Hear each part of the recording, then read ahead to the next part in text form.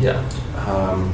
Let's see any other. And that's the focus of the crowdsourcing aspect, which is being able to grow the map and not having to deal with raw point cloud data, but instead working with this compressed version of our localization and 3D map. Yeah. So that, because that's that information, if you're dealing with growing a map with point cloud data, it's not going to be very scalable because you're going to have to send that data everywhere on hard drives. It's just not feasible. So that's why we focused more on the compression approach. Right, and on that end, we have a question of what is the data rate during operation? Is 1G Ethernet fast? Is 1 gig Ethernet fast enough? So this is, I'm assuming this is between the LiDAR and the rest of the system. Yeah.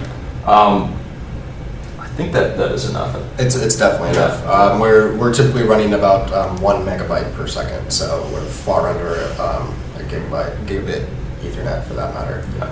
And we can actually show you. Here are two of our development units if you want to move away. Yeah. I think you saw the one with the Velodyne in the video. We also have one with the Quanergy M8.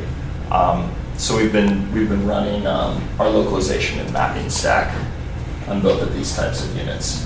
And you can kind of see there's that 30-degree angle, and you can see those IMUs are on there as well, kind of on the side. We also had a question about which GPS IMU model we use. Currently, this is on our units here, this is the, you may not be able to see it in the video, but, or clearly that is, but this is the XSense MTI 710 model, I believe. I think that's the exact model number. And we have these development kits, but we're more focused on integrations too. We don't want to be, we're not a hardware company, we're a software company. We've built these development units just to kind of get things going and prove that our mapping localization stack can run in a lightweight way with just these small units.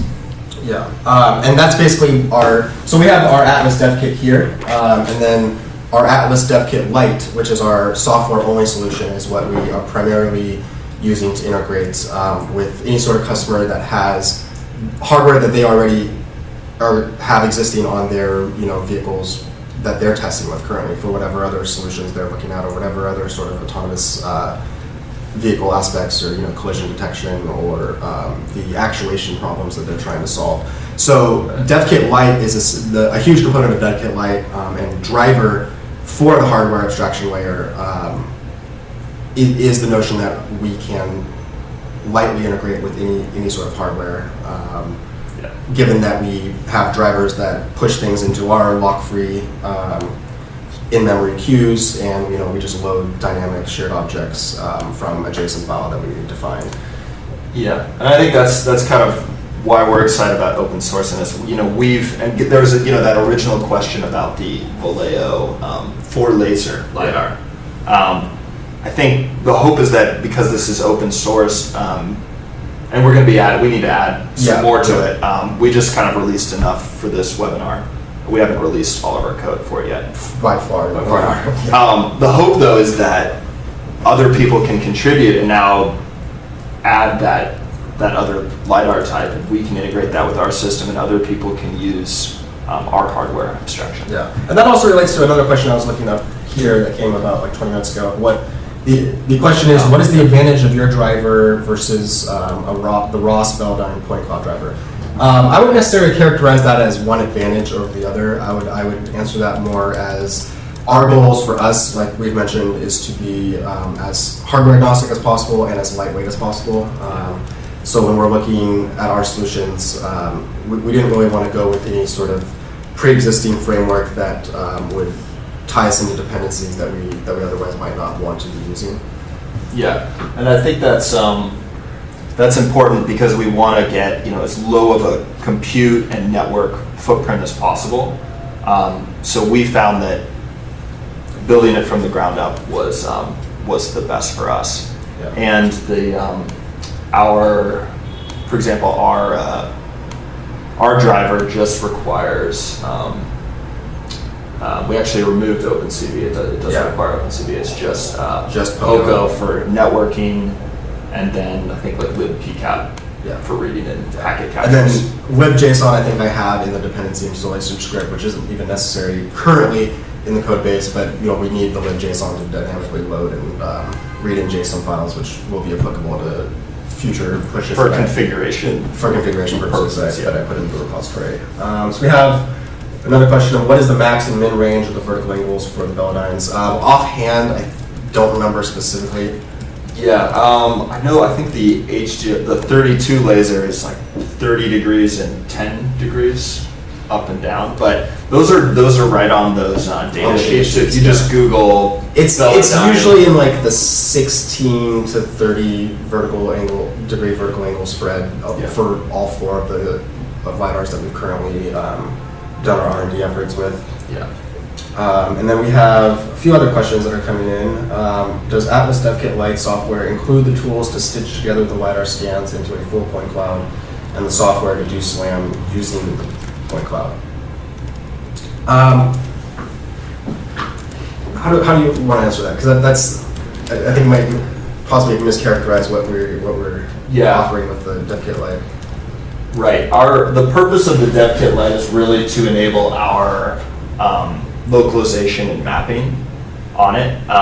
We haven't been doing sort of these custom consulting to sort of have these intermediate steps. We are like doing that process currently, but it's not available when using the DevKit. Right, and I mean, in our open source repository, we're not going to be releasing, likely won't be releasing any of our localization specific code. We're probably more so focused on hardware abstraction and our hardware drivers. But when it comes to our customers, we are offering localization solutions once we integrate using DevKit Lite with their suite of sensors with whatever they may be using. Exactly. Yeah. And I think so the focus mostly on the the open source is the hardware abstraction, so it's just it's reading in the sensor data. I think is the key. We have another question if we're going to share the slides, and we will indeed be sharing the slides. We can't do that. We have a couple other questions here. How many crowdsourcing cars have to drive a road until accurate localization on that road is possible? That's something that we've studied a bit in simulation, and we need to get kind of the full production scale of that. Yeah. But I think the key point is that we don't focus on as much on the absolute accuracy of localization. It's more on the precision, and I think the idea is with a number of crowdsourcing views of the same thing, that will converge towards more of an absolute geolocation thing. Yeah. I mean, in our R&D efforts currently, we only need to do one survey with one of our cars on a given road to get the precise localization, where now the signs, signals, lane markings are all lined up in the field of view with the current sensors.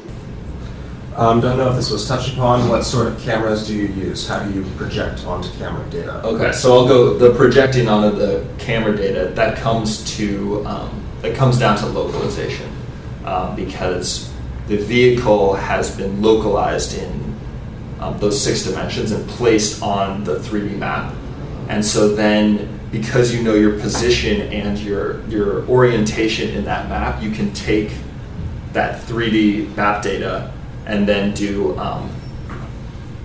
some math and project it into a lot of matrix math.